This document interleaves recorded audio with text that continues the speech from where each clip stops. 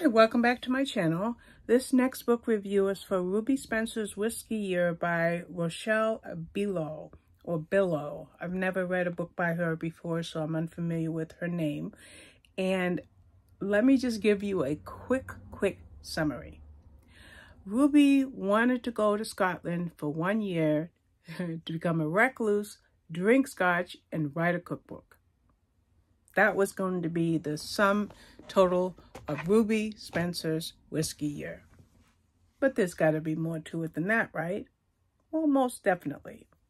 Now, Ruby Spencer has been a very successful American food writer. But she decides that she wants to write a book. In her intent on writing a book, she has an agent, and now she moves to a Scottish village, and her goal is to be there for 1 year. I think she got a visa for 1 year, and she's going to write that cookbook, okay? Now, along the way, she runs into hiccups, okay? But she does run into something special because she meets somebody named Brocken, B-R-O-C-H-A-N. So forgive me if I'm not saying his name. We'll just say Brocken. Let's call him Brocken.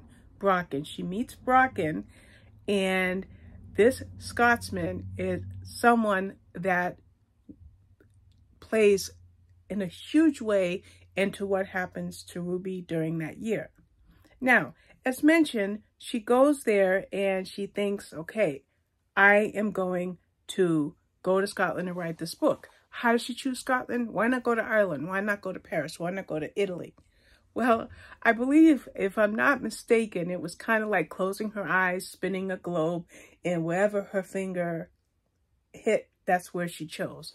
It may not have been exactly like that, but it was kind of close to that. So now she's there. And the first thing is she ends up at a local pub because that's where the kitchen is, and that's where she can test out her new recipes. And in that local pub is when she meets Brocken and his aunt that raised him. And she begins to learn a lot about the family history and even the history of the town. Now, along the way, she finds love in a place that she never thought would be permanent. In fact, she has a beautiful family at home. And she has a best friend, a dear friend. So she's got a good life back at home, but she's got this 1 year plan. Will this 1 year plan be more than that? What does Brocken mean to her? What will Brocken mean to her? And what does she bring into the relationship, both good and bad, that could affect a relationship with Brocken possibly? Her desire to write that book, how long she'll be in Scotland. And like I said, she learns about the history, not only Brocken's family history, but again, the history of that town.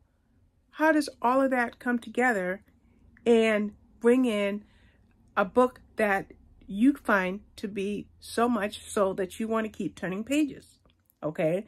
Now, I don't read a lot of romances. I really don't. You know, I just don't. It's not like my go-to, but sometimes I do. And when I got to this book, I really loved it. What made me really like this book? Well, in part, it was Ruby's strong determination to give up a year of her life in a place that she didn't know, with people she didn't know, and to try to fulfill her dream of writing a cookbook. That was the biggest draw. The next biggest draw was the romance. The fact that this was a romance. It wasn't a women's fiction. It was indeed a romance.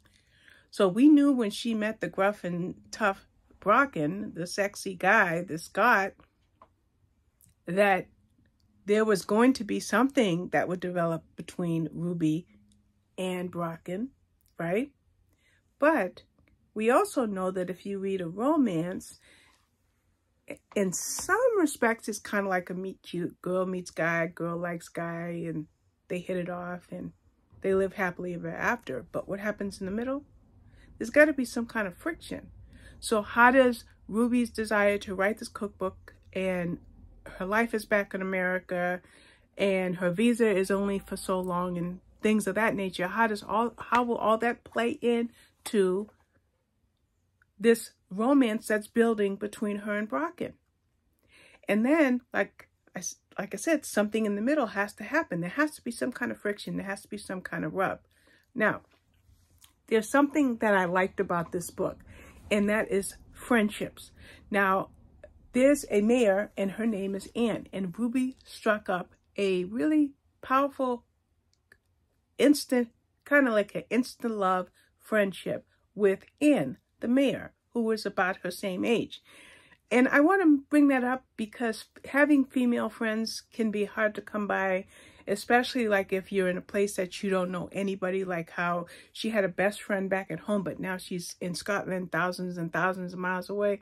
I love their first meeting. She meets the mayor and she looks at her and she's gorgeous. She's dressed to the nines, and she says to her, "I love your hair." And the mayor says, "I love your hair too."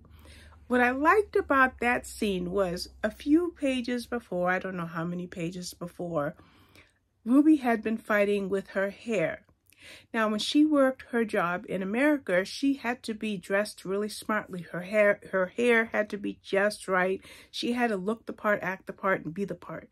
Well, now that she's in Scotland, she can kind of let her hair down, so to speak, a little bit. So when her and Anne hit it off because of their love of each other's hair, I kind of really liked that little bit of extra flair to an already good book, you know? And so then you have one other thing that I kind of want to bring up is when Ruby and Brocken start to realize that they kind of like each other, quite naturally she wants to know, is he seeing anybody? And he gives her this much information about his ex. Her name is Margaret. And the question that I had as a reader is Brocken over Margaret enough to have what could be happily ever after with Ruby?